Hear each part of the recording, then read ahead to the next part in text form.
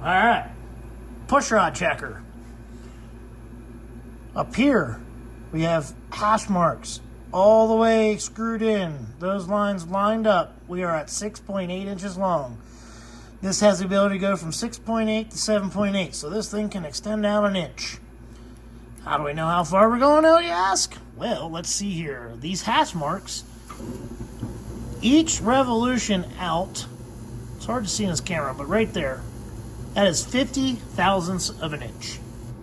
So knowing that, we can get a pretty close measurement, and we can always verify this with a micrometer to get it, pretty accurate. Most push rods are only coming in 50,000 length increments, so the precision isn't going to be too critical, especially with hydraulic lifters. You have some give there in the plunger travel, and GM lifters are pretty forgiving.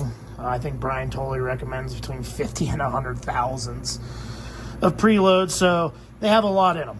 You get into like a Johnson style race lifter, it's a slow bleed.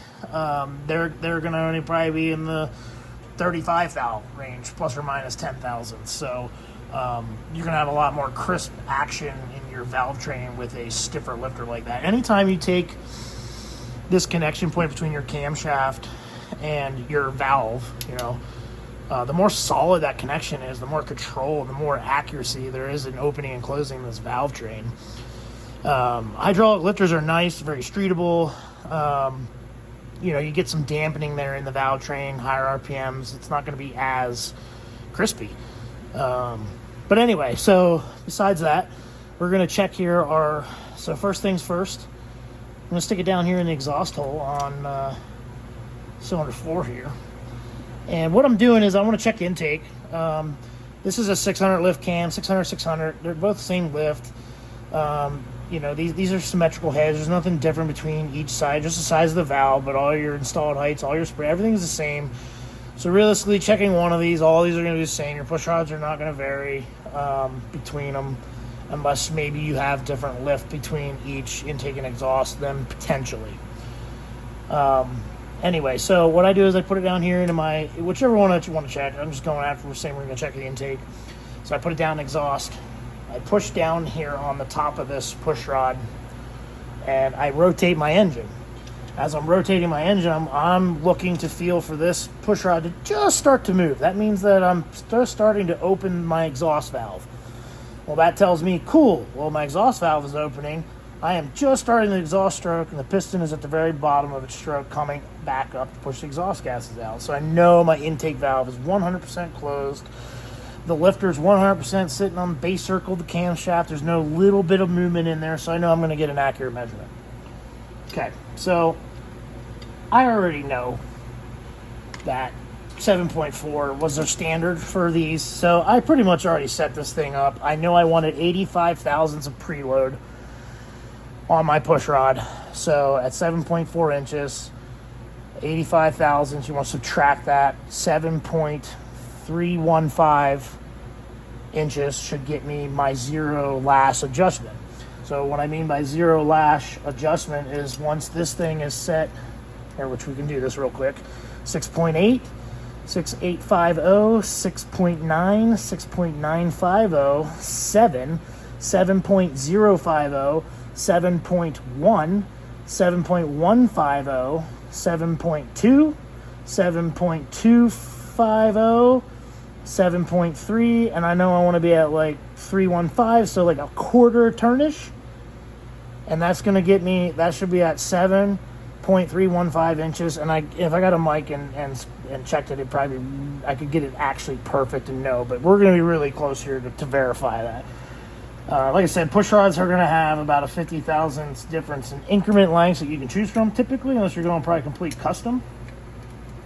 So being off a few thousandths here is not going to be that critical in our measurement. Unless you want to get into like you get solid camshaft, stuff like that. But so now what we're going to do is we're going to put this on. And what I'm looking for is I want to be able to torque this bolt all the way down and it not, obviously, it be loose here but not able to move up and down, zero lash, and not pushing down on our plunger of our lifter. So tighten this thing down here. So I'll give it a little, I don't have my torque wrench right here, but that, whatever, to give us an idea. So right there, I didn't move that plunger at all. See how the rocker just barely moves? But I have zero lash right there, just barely. So like, that's exactly what I want. So I know, okay, cool, well, 7.315 inches, this confirms that a standard push rod is gonna work for me, because with zero lash right now on my preload for my push rod and zero lash here, I measure 7.315 to get that perfectly how I want it. So now to increase the plunger travel by 85 thousandths, all we're going to do is add 85 thousandths to the length of our measurement here, which gives us 7.400 inches. And all that'll do is now when I put a 7.400 inch push rod in here and tighten this, we're going to put 85 thousandths of travel or preload into the top or into the lifter. And then once it gets pumped up with oil, the oil hydraulically keeps pressure and tension against it.